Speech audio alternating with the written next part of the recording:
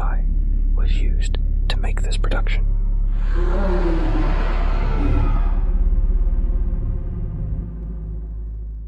The wind howled like a living thing through the spruce and birch as I throttled my KTM deeper into the Alaskan wilderness.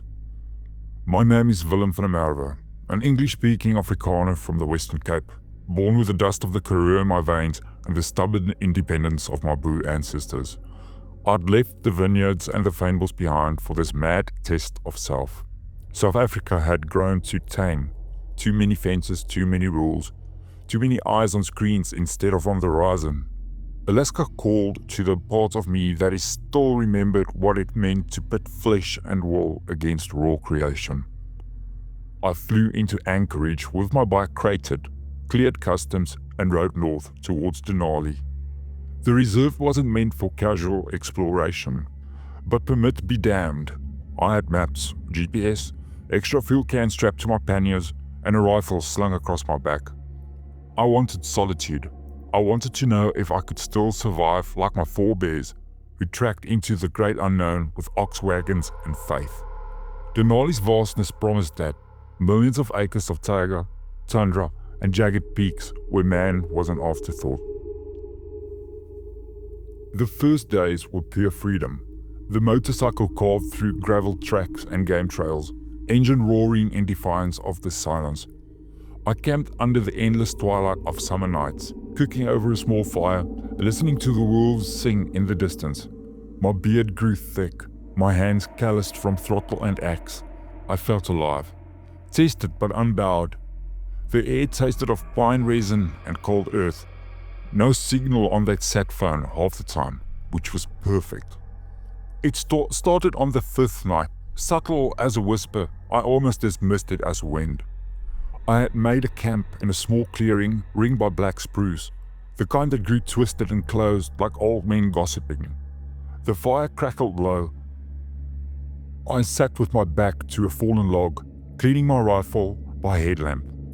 When I felt it, the unmistakable prickle at the nape of my neck, that sense of being watched, not by bear or lynx, though I could smell or hear those. But this was something else. I started scanning to the tree line, but there was nothing. Just the endless ranks of trees fading into shadow. A branch snapped far off. It could be anything, I told myself. It was the isolation playing tricks. Men alone in wild places start hearing voices in the static of their own minds. I banked a fire, crawled into my bivy sack and slept with the rifle close. But sleep brought no rest. Dreams of the veld twisted into something colder. Endless white, shapes moving just behind the firelight. Eyes that reflected no light. I woke sweating despite the chill. Heart hammering. The camp was undisturbed. My food cache hung high and untouched. Yet the paranoia lingered. A low hum in my blood. Day 6. I pushed deeper, following a faint trail that promised access to a remote valley where few ventured. The KTM handled the roots and rocks like a champion, but the terrain grew meaner. Boggy patches, sudden drops. The feeling intensified. Not fear exactly, but a slow uncoiling dread. Every rustle in the underbrush made me brake hard, rifle half raised. I caught myself talking aloud in Afrikaans.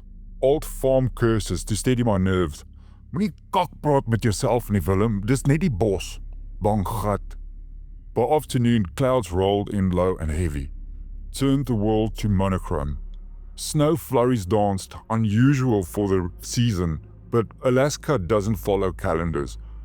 I crested the ridge and saw it below, a small frozen lake, and on its edge, the wreckage. 2 snowmobiles, bright red and white Arctic cats, sat askew in the snow. One had flipped, its track torn half off. The other leaned against a tree as if parked in haste. Red splashes marked the white powder around them.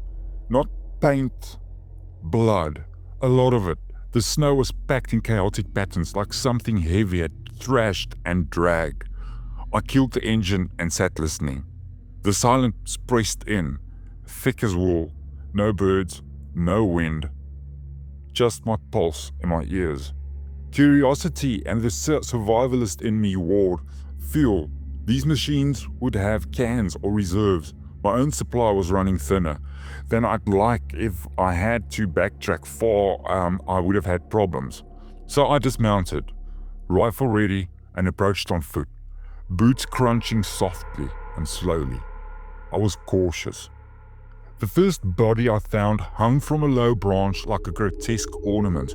A man, or what remained of one, torso ripped open from sternum to groin, entrails looped over the limbs like Christmas garlands, frozen stiff. His face, God. His face was untouched except for the eyes, wide, staring, mouth frozen in a scream that never ended. The second victim dangled nearby, a woman, perhaps smaller frame, limbs splayed unnaturally. Her head hung by a thread of tendon, neck vertebrae gleaming white through shredded muscle. Arms torn off at the shoulders, one still clutching a snowmobile handlebar that had been wrenched free. The snow around them told a story in red and white, dragged from the machines, fought and failed. Whatever did this hadn't eaten much, just torn, displayed, as if to mark territory or send a message. The bodies were fresh enough that the blood hadn't fully browned, maybe hours old, a day at the most in this cold weather. My stomach lurched, but I forced it down. This was the wild. Predators existed, bears, especially grizzlies. In rut or protecting cubs could do savage work, but this felt deliberate and evil. The way the corpses were elevated, arranged almost, not scavenged cleanly, but made decorations. I scanned for tracks. Huge depressions in the snow, but blurred by flurries and the victim's struggles. Not bear paws exactly, too elongated, too many My stomach lurched, but I forced it down. This was the wild. Predators existed. Bears, especially grizzlies, in rut or protecting cubs, could do savage work. But this felt deliberate and cruel. The way the corpses were elevated, arranged almost, not scavenged at all. I scanned for tracks, huge depressions in the snow, but blurred by flurries and the victim's struggles. Not bear paws exactly, too elongated, too many irregularities. I shook my head. Focus, I need fuel. The flipped snowmobile still had a half a tank. I siphoned it off carefully into my spare cans using a hose from my kit. The acrid taste of petrol on my tongue as I spat the starter siphon.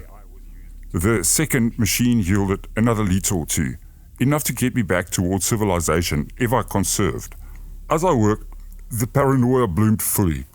It wasn't just eyes on me, it was the certainty that whatever had done this was still here, and definitely watching me. Enjoying my intrusion, the trees seemed to lean inward, branches like fingers. A low sound, almost below hearing, a vibration in the ground or maybe in my bones, made my teeth ache. Not a growl, not a howl, something like a sign from the earth itself, laced with malice. I mounted the KTM, thumbed the starter, the engine caught with reassuring roar, and shattered the unnatural silence. I wheeled around, aiming for the ridge. That's when it moved. Not in front, not behind, from the side, in my peripheral vision. A blur against the white and green, too fast for its size. I glimpsed something tall, gaunt, limbed joints wrong, skin the color of storm clouds, an old bone. It didn't charge, it unfolded from the trees like a shadow, given form, then folded back. Gone. My heart slammed against my ribs. I twisted the throttle hard. Rear wheels spitting snow and dirt. The bike surged forward, but the trail narrowed, roots grabbing at the tires. I risked a glance over my shoulder. There was nothing, but the feeling intensified, a pressure on my chest like invisible hands. The engine whined as I pushed it, Low branches whipped at my helmet. The snow flurries thickened into a proper fall, reducing visibility 2 meters. I followed the faint track I'd made coming in, but it felt wrong now. Longer, more twisty. Had I really come this way? I thought. The landmarks blurred, a distinctive boulder looked shifted, a stand of trees denser. Paranoia clawed deeper. Was it in my mind? Hypothermia setting in. No, I'd been careful. This was external. Something ancient in these woods that didn't want intruders, or worse, that toyed with them. It had led me to find those snowmobiles. Let me take the fuel. Let me see what it can do. Now it was hurting me, it seems. A scream echoed. Not human, not animal. A tearing sound that vibrated through the handlebars. This was too close. I leaned low, dodging a falling log. The KTM bucked over uneven ground. Behind me, trees cracked as if something massive shoved through without care for stealth anymore. But when I looked, only swirling snow and swaying branches. The ridge appeared ahead, but the slope had changed, was steeper, icier. My tire slipped.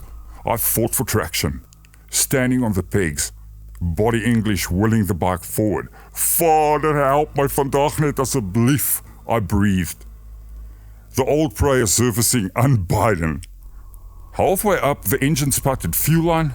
No. Something had slashed the reserve can during all that chaos.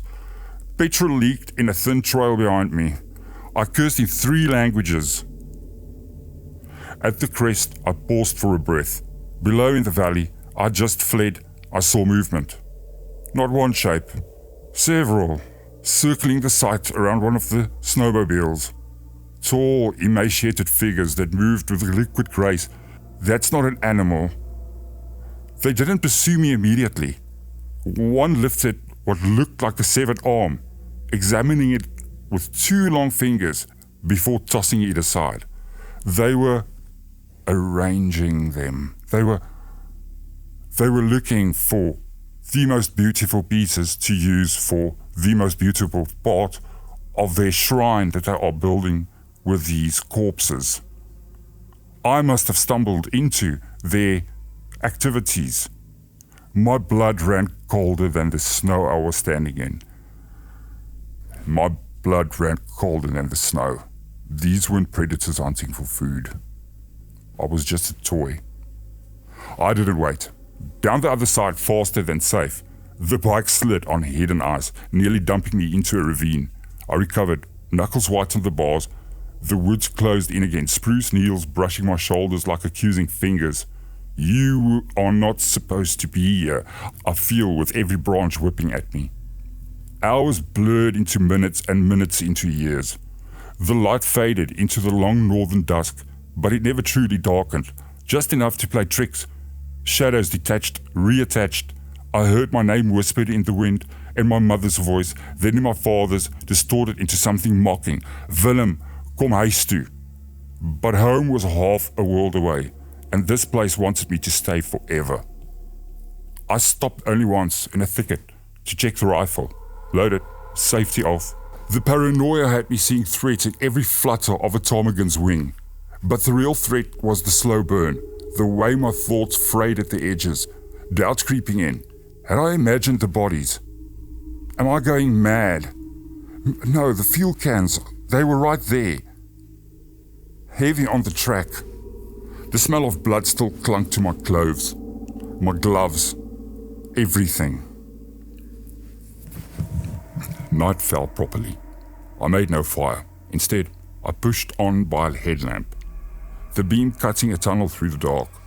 The engine noise was my only companion, but it even sounded wrong. It sounded muffled, as if the woods absorbed it, as if this bike didn't want to be here. Then the trail ended. Not blocked, just gone. Where there should have been continuation. Only a virgin forest. I circled, disorientated. GPS was useless here, signal lost days ago. The compass spun erratically. North became suggestion, not fact, and every minute it changed its mind. Panic rose deep inside of me. but I throttled it in. Afrikaner stock doesn't break easily. I picked a direction, away from the lake, I hoped, and bushwhacked. The KTM groaned over logs and through brush, branches tearing at my jacket. It is an absolute miracle that I haven't fell thus far. It found me again around midnight. I felt the shift in the air pressure, first like before a thunderstorm. Then the ground trembled faintly. Not earthquake. Footsteps. Heavy, but spaced wrong for any four-legged beast. I killed the headlamp and the engine, coasting to a stop behind a massive cottonwood. Listening. Breathing. Trying not to breathe. I hear breathing. I can hear breathing. It's not my breathing. Slow, deliberate, with a wet rattle like lungs full of fluid and old leaves. It passed with 20 meters, a silhouette taller than any man, shoulders too broad yet hips narrow, arms dangling past its knees, skin mottled, catching what little light there was, like a wet stone. It didn't look directly at me, but I knew it knew where I was. It was savoring my confusion. I waited until the sound receded, then restarted the bike with a prayer it wouldn't cough. It did, loudly. The thing halted, turned slowly. I saw a smile on its face. I fled immediately. The chase was a nightmare of throttle, clutch, and raw instinct. Trees whipped by in a green-black blur. Roots leaped for the wheels. Snow patches hit holes that nearly high-sided me. Behind, pursuit crashed through the understory without mercy, snapping trunks of big oak trees, uprooting saplings, leaving a line in the earth in its wake.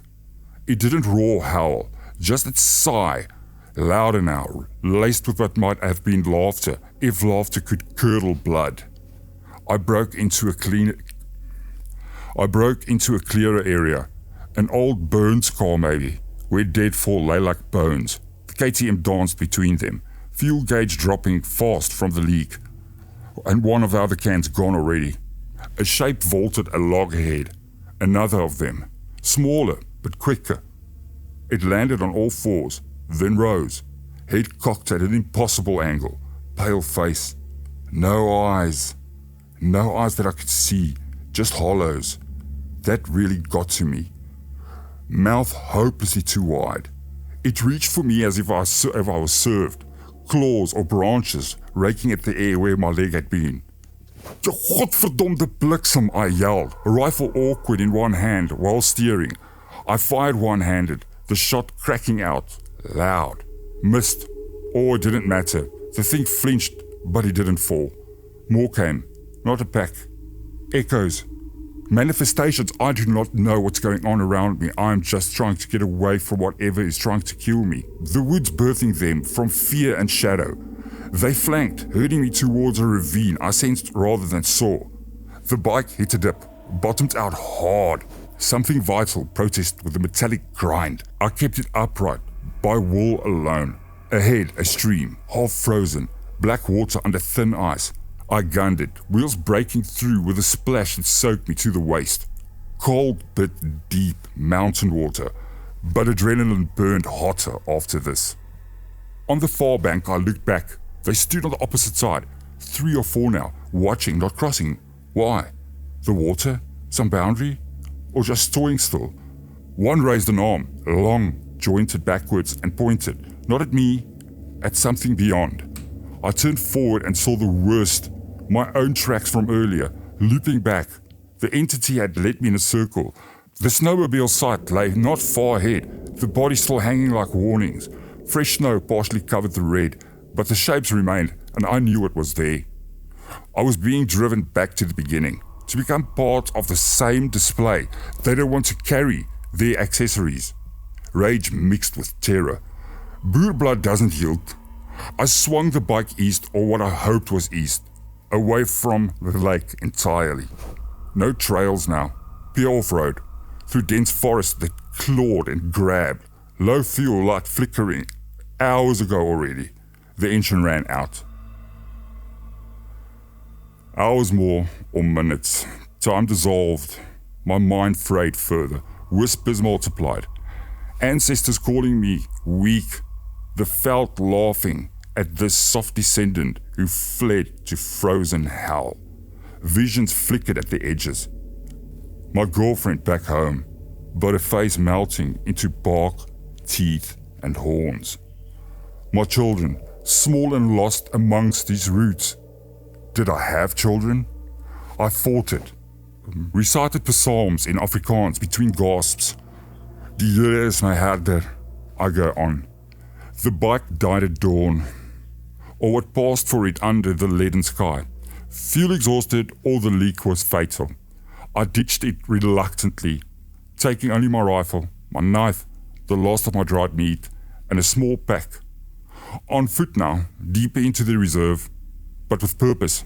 Find high ground, signal if possible, or simply outlast, and if I know I won't be able to, take them down with me.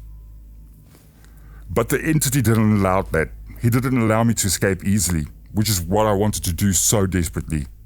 It slowed the burn to an absolute crawl, letting exhaustion do its work for it. I hiked through the day, legs leaden, every snap of twig sending me spinning with the rifle raised. Nothing there, always nothing, yet the paranoia deepened into certainty. It walked parallel, just out of sight. Sometimes I caught the wet breathing, sometimes a branch would bend without a wind, pointing the way it wanted me to go. I found another sign around midday, a third snowmobile. Older model, half buried in a drift. No bodies this time, but the seat was shredded, and on the handlebars hung a tuft of hair and scalp, human, bone, blonde, probably female. The fuel tank was punctured, empty. A message. There's no easy salvation here. I pressed on, climbing a steep slope towards what looked like a rocky outcrop. From there, perhaps I could orient by the dusted bulk of Denali itself. If clouds lifted, hopefully. The slope betrayed me. Loose screed slid underfoot. I fell, tumbling, rifle clattering away. Pain flared up in my ankle, twisted, not broken. I clawed to the rifle, gripped it like a talisman. At the top, panting, I saw the view. Endless waves of forest, mountains in the distance, shrouded by clouds. No roads, no smoke from ranger stations, just wilderness as far as the eye can see, indifferent and ancient. And below me, in a parallel gully, it stood waiting. I swear it had its hands on its hips. Not hiding now, standing in plain sight on a fallen giant spruce. Tall as two men probably, body thin yet cored and unnaturally muscled under that mottled hide, if you can call it a hide or a skin. Head elongated, no neck. Face a mask, stretched skin over sharp planes. Eyes, if they were eyes, sunk deep, reflecting the grey sky like polished obsidian. Arms hung, fingers ending in points like broken antlers or icicles, shards of glass. It didn't move aggressively, it just observed, head tilted, as if curious why I still struggled. The slow burn reached its peak, paranoia crystallized into raw horror. This wasn't a beast, not a cryptid from campsite tales. Something older, something woven into the fabric of place. A guardian? A hunter of hubris? It had ripped their snowmobiles apart, not for the meat, but to weave their terror into the woods, to feed on the unraveling of minds before bodies. I raised the rifle, hand steady despite everything, sighted on the center mass, and I fired at it. The shot echoed. The thing absorbed it, or maybe it shrugged it off. Hard to tell. It unfolded its limbs and dropped in one motion from the log. Silence. But then a rustling, and then I saw it was coming. Not charging, just gliding, each step covering impossible distance, without haste. The air grew thick, my vision tunneling. Whispers roared into a chorus. I ran, limping, ankle screaming, down the other side of the outcrop into thicker woods. Branches tore at my face, blood mixed with sweat. The entity followed, close enough now that I smelt it. Dank earth, old blood, ozone like lightning struck pine, and a dead skunk.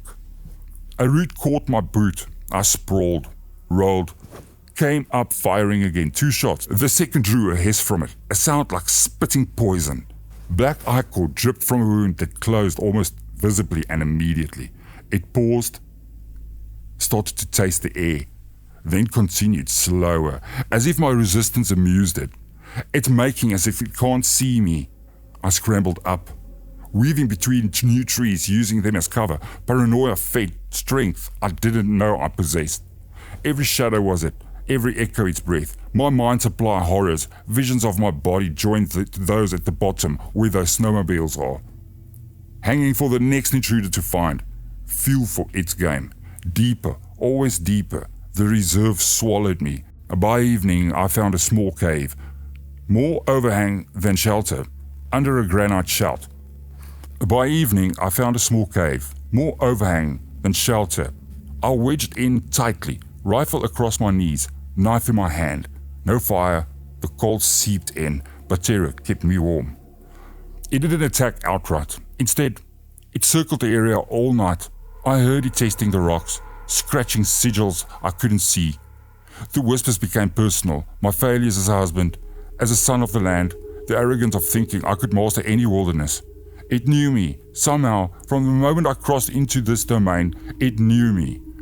Dawn brought no relief. My ankle had swollen, my boots too tight. Food nearly gone, water from snow, but thirst was the least of my worries. I emerged limping, determined to break the circle. Headed for what I calculated was south, towards the park's boundaries, however far it was. The entity allowed it for me. Then redirected with subtle cues, a fresh kill in my path, a moose calf, gutted and strung up exactly as he did to the humans. A warning, or perhaps an invitation. I detoured. It heard it. Days blended. 3, 5.